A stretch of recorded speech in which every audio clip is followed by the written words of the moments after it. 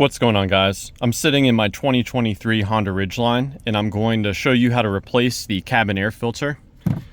The new cabin air filter I have is a Honda original part. The part number is there. To access the cabin air filter, you first open the glove box, remove the contents of the glove box, and then on each corner, on each upper corner, you're going to push or fold the glove box over. And it helps if you can do this at the same time. I'm doing it one corner at a time because I'm doing this one-handed. And the glove box will pivot downward like so. At this point, you can see the cabin air filter access door. And on each side of the door, you push in on the tab and pull to you. At that point, the entire cabin filter tray will slide out. And we can check out our cabin air filter. You can see this one, it's pretty dirty.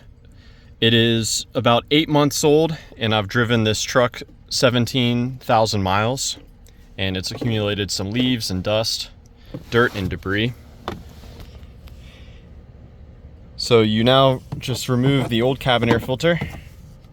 It should come right out.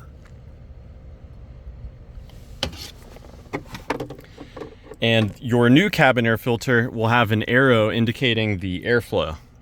And the airflow in this case goes downward. So you put the new cabin air filter into the tray.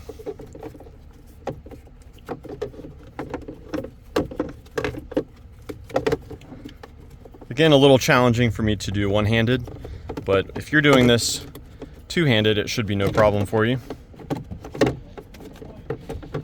And once you have the new cabin filter in the tray, you simply slide the tray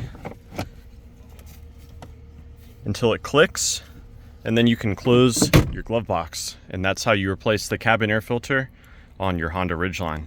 Let me know down below if you have any questions.